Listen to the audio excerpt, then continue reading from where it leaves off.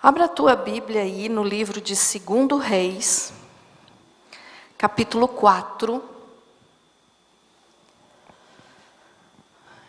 do versículo 1 até o versículo 7. Louvado seja Deus. 2 Reis 4, do 1 ao 7. Amém? Vamos ler, diz o seguinte: Eliseu aumenta o azeite da viúva. Certa mulher, das mulheres dos discípulos dos profetas, clamou a Eliseu dizendo: Meu marido, teu servo, morreu, e tu sabes que ele temia o Senhor. É chegado o credor para levar os meus 2 filhos para lhe serem escravos. Eliseu lhe perguntou: Que te hei de fazer? Dize-me, que é o que tens em casa?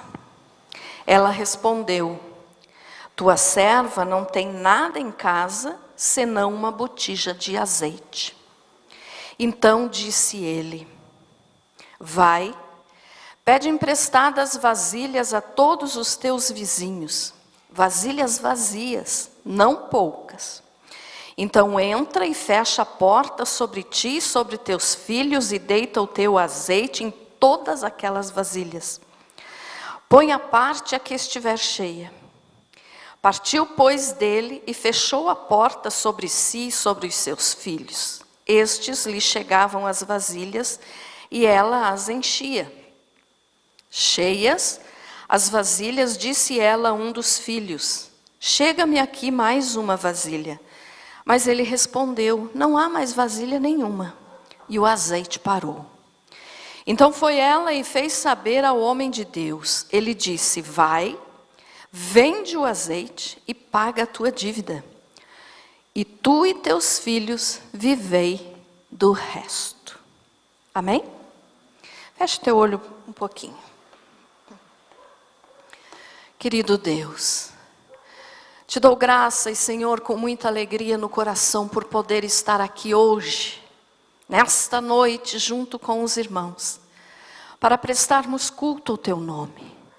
Muito obrigada, Senhor, porque o Senhor tem nos sustentado, nos fortalecido. E eu peço agora em nome de Jesus que o teu Espírito Santo esteja falando conosco. Senhor, sei que tem muitas coisas para falar a respeito desse texto, mas eu peço: controla, Senhor, esta mensagem para que eu não passe do horário, mas que a tua palavra seja passada para os teus filhos, como ela deve ser, com verdade, com justiça. Espírito Santo, fala conosco, me usa, que eu desapareça e o Senhor apareça. Fica conosco, Senhor, em nome de Jesus, para a glória do Pai, do Filho e do Espírito Santo. Toda a glória a Jesus. Amém. Amém? Pode se assentar. Louvado seja Deus. Veja só, irmãos. Eu sei que esse texto aqui é bem conhecido, muita gente já pregou sobre esse texto, mas cada um que prega observa a respeito de prosperidade. Que a mulher, então, viveu com tudo aquilo que o seu azeite lhe providenciou, e é verdade. Mas os pastores muitas vezes enfatizam apenas esse assunto da multiplicação. E eu quero hoje, então, passar para você um pouquinho diferente, não saindo da palavra, mas olhando por um prisma diferente no que essa palavra nos diz. Então, olha só, essa mulher aqui, a Bíblia não cita o nome dela. Nós não sabemos o nome dela. E a Bíblia aqui também não fala o nome do marido dela. Mas nós podemos entender vendo outros versículos bíblicos, como 1 Reis 18, nós podemos entender que o marido dela aqui, que era um profeta, ele fazia parte da escola dos profetas, que quem era responsável era Elias, depois de Elias, Eliseu. Então ele era um profeta. Ele era um servo de Deus. E ele morreu deixando uma dívida muito grande para sua esposa e para os seus filhos pagarem. E aí nós podemos observar por que ele fez essa dívida, né? A história nos conta, e em outros versículos nós podemos observar, que este homem aqui que morreu, este profeta, era Obadias. O marido desta viúva era Obadias. E como que ele adquiriu essa dívida tão grande?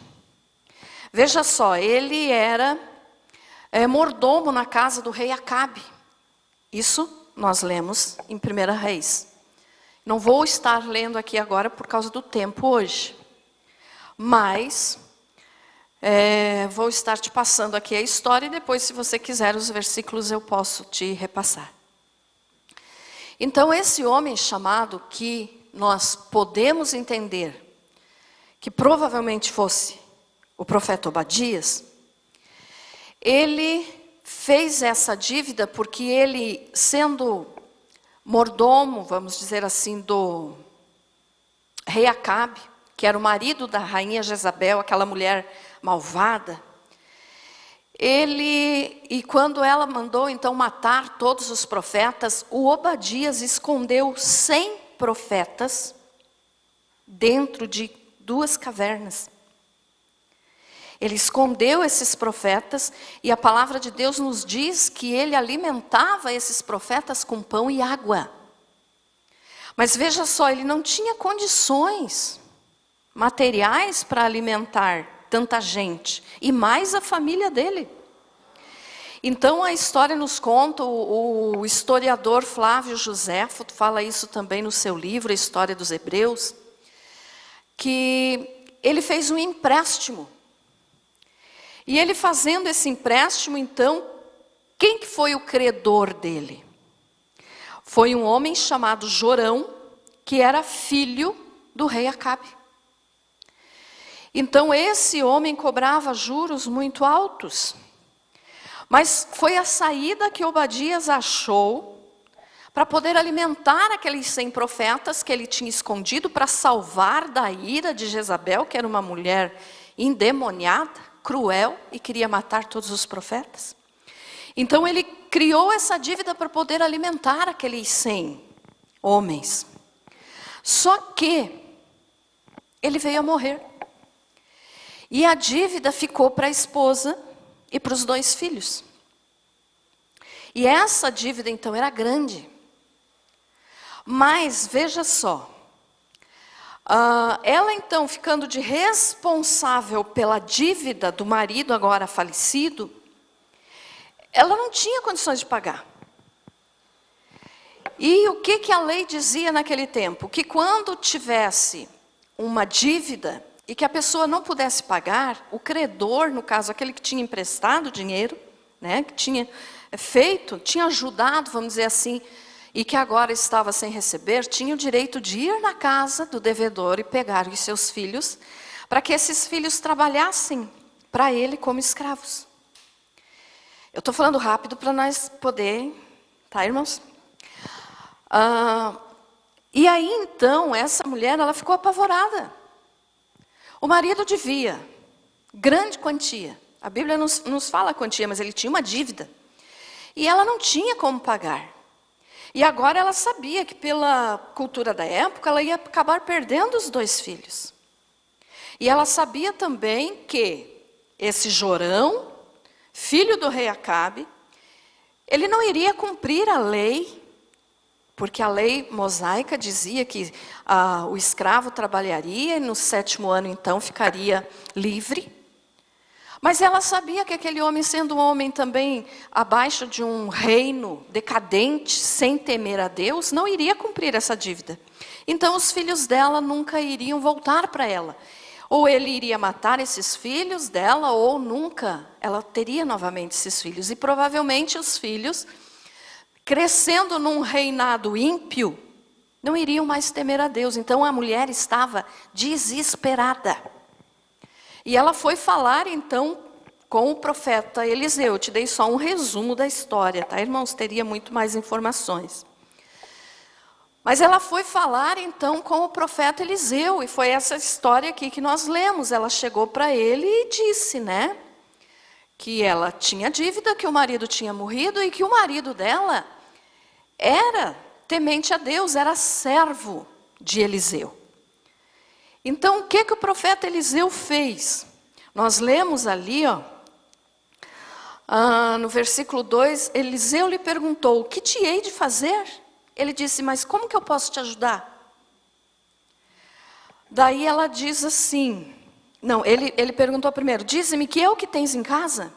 E ela respondeu, tua serva não tem nada em casa, senão uma botija de azeite. Então aqui, nós observamos a situação dessa viúva, que era realmente terrível. Tinha perdido o marido, agora iria perder os filhos, e não ia ter como viver.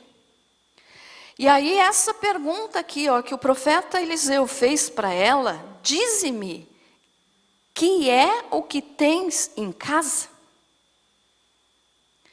E é nessa pergunta aqui de Eliseu que eu quero basear essa mensagem. Em outras palavras, ele disse, o que você tem em casa, mulher?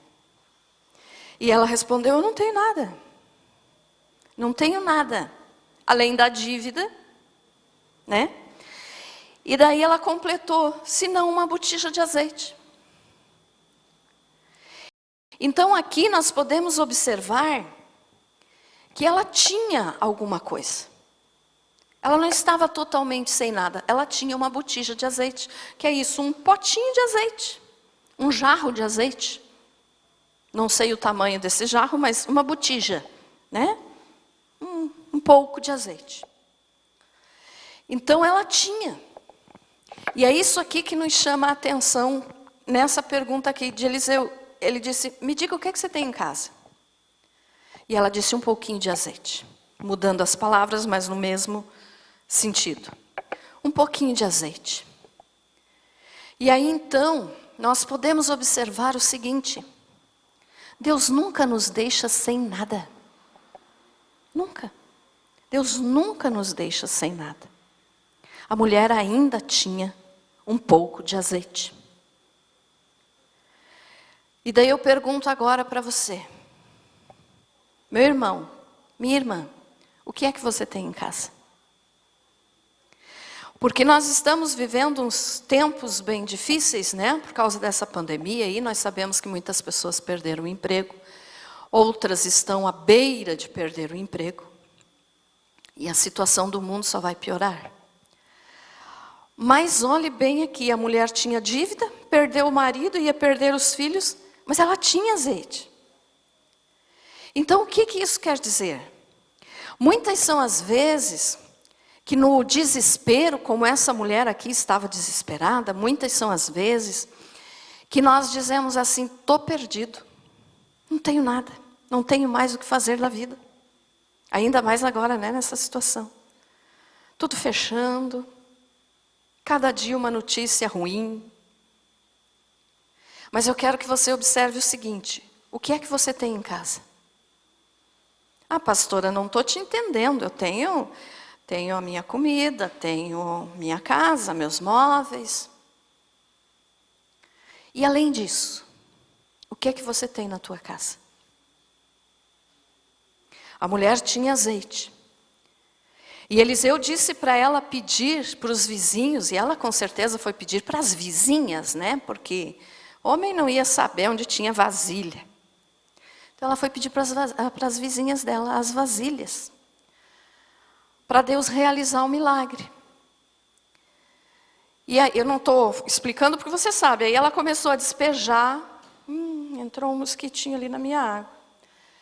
Aí ela começou a despejar o azeite nas vasilhas que as vizinhas emprestaram. E o azeite não acabava. Só acabou quando acabou as vasilhas. Mas veja bem um detalhe aqui. Se essa mulher fosse uma mulher mal educada, nojenta, fofoqueira, será que as vizinhas iam ter emprestado as vasilhas? Ou as vizinhas iam dizer assim, o quê? Agora você está precisando de mim? Se vire. Então, como é que era a vida dessa mulher?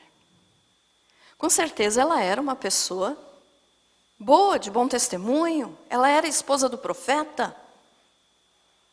Então nós podemos entender aqui que não são apenas coisas físicas que nós temos em casa, mas nós temos que ter coisas espirituais.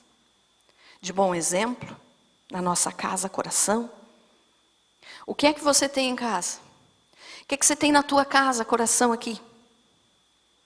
Você tem ódio ou você tem amor? Você tem educação ou você é aquela pessoa grossa, estúpida, nojenta, que ninguém suporta ficar perto de você?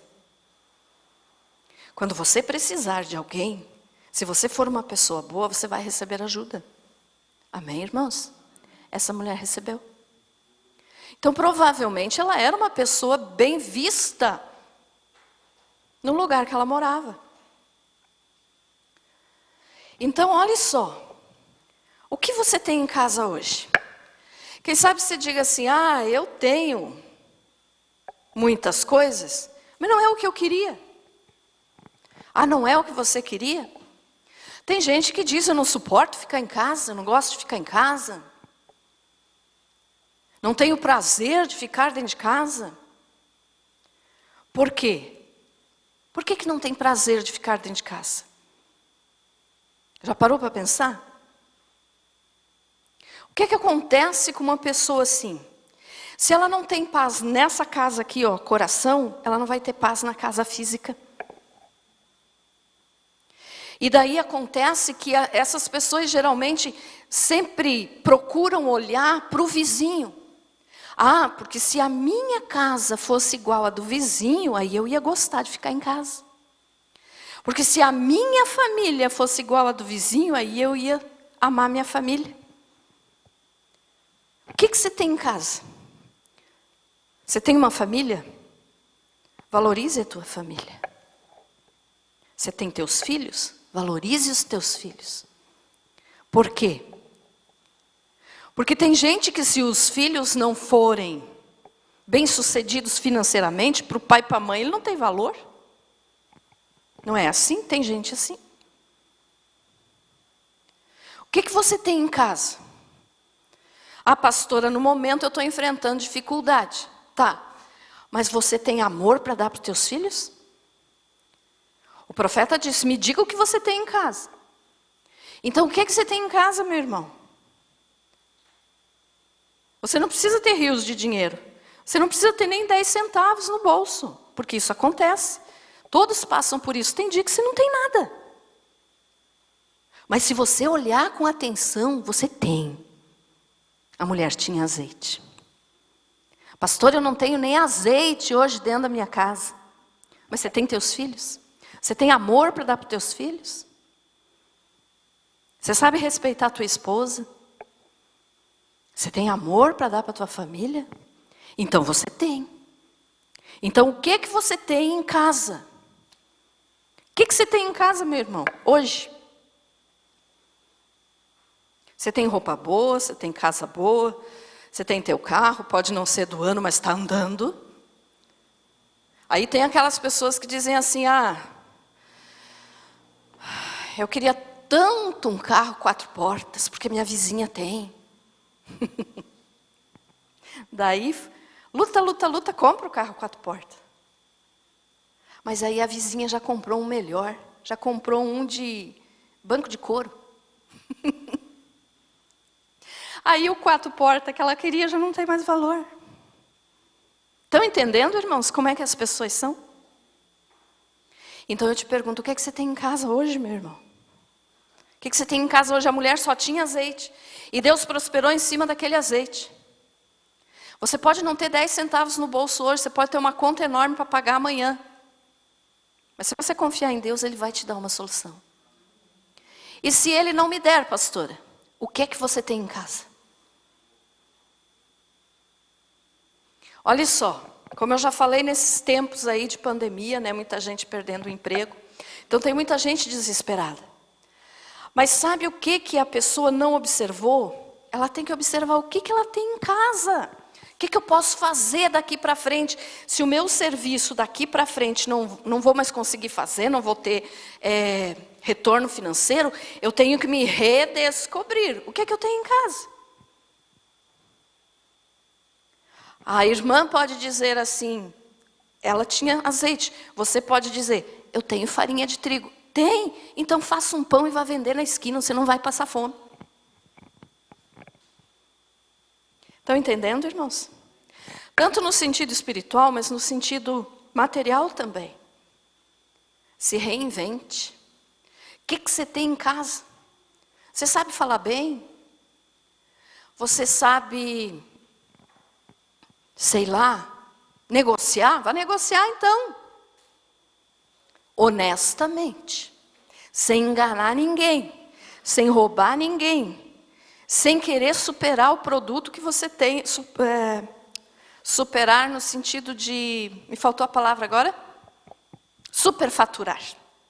Cobrar uma coisa que não vale para querer ganhar lucro em cima daquilo. O que você tem em casa? Ah, pastor, eu tenho um monte de coisa lá que eu posso vender. Então venda mais barato. Porque aí você vai conseguir vender. Se tu quiser um preço muito alto, ninguém vai comprar.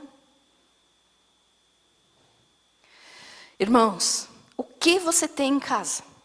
Tanto no sentido material quanto no sentido espiritual. Você tem um filho que você diz, esse filho não me dá prazer? Esse filho não me dá alegria? Eu queria que ele fosse assim, assado, que nem um parente, que nem... Mas você tem um colo para dar para o teu filho? Importa a idade dele? Você tem amor para dar para ele? Então você tem muito, muito mais do que a mulher que tinha só azeite. Então o que eu quero que você entenda é, nessa época, tem muita gente se desesperando porque não tem as coisas. Mas se você tiver Jesus, você tem tudo. Então sempre vai ter alguma coisa dentro da tua casa, Ele não vai deixar faltar. E em cima disso que tem na tua casa, você pode se reinventar e alimentar a tua família. Ah, não é nada material que está faltando? É amor? Você pode dar amor. Você pode dar compreensão. Você pode dar bênção. O que você tem em casa? Eu não sei o que é que você pode responder. Responda para você mesmo, né? Mas seja grato a Deus pelo que você tem. Ah, pastora, hoje eu só tenho um pouquinho de feijão. Dê glória a Deus, tem gente que não tem nada para comer. Não é? Dê glória a Deus por isso. Pastora, hoje eu não comi nada o dia inteiro. Ah, é que bom. Consagre um jejum ao Senhor, que você vai ter muita coisa espiritual. Então, a pergunta de Eliseu para a mulher, não estou falando aqui, né, da prosperidade dela que veio pelo azeite, mas o que ela tinha em casa? Azeite. Então, em cima daquilo que ela tinha, Deus abençoou ela. O que você tem em casa? Em cima daquilo que você tem, Deus vai te abençoar. Mas antes de tudo, tenha um coração sincero diante de Deus. Pare de murmurar. Pare de reclamar. Seja grato a Deus pelo que você tem. Seja grato a Deus pelo que você tem dentro da tua casa.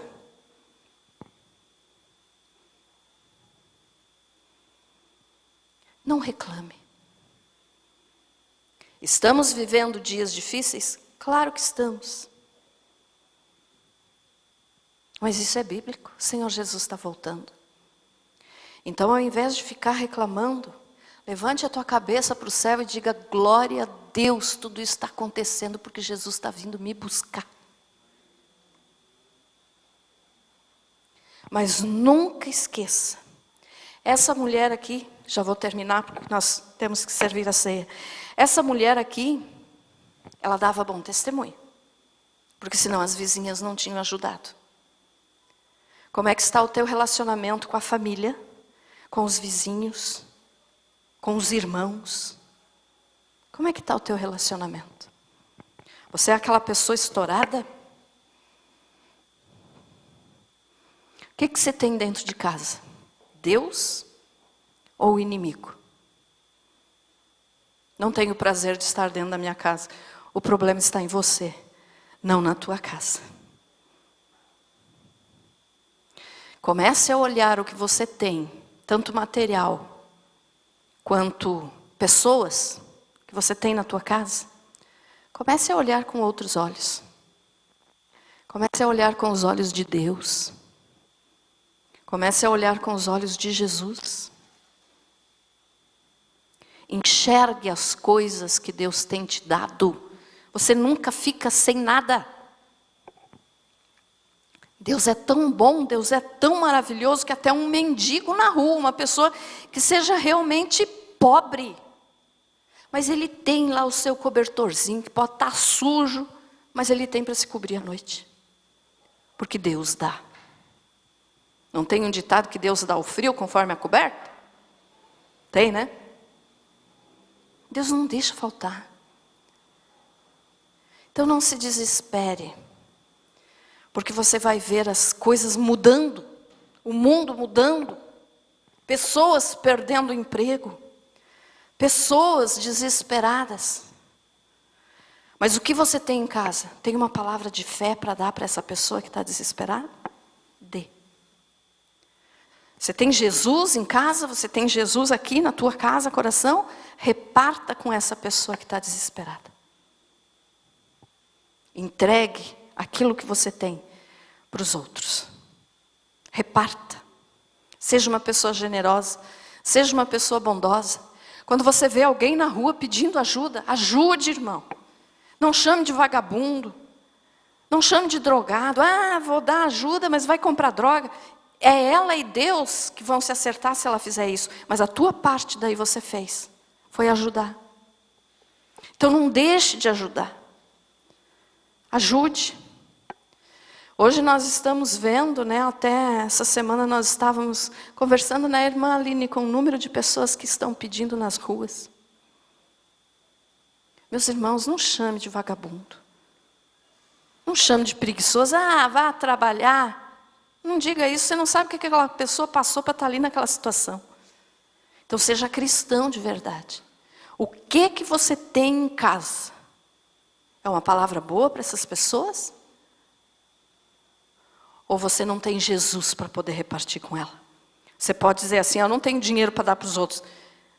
Tem uma palavra boa? Tem 1 quilo de feijão na tua casa? Fique com meio quilo, dê outro meio quilo para ela. É isso que Jesus quer de nós. É isso que é ser cristão, é isso que é ser igreja. Ser igreja não é ser religioso. Ser igreja é ser a noiva do Cordeiro. É ter um coração bom. É ter Jesus para dar para as pessoas. Amém?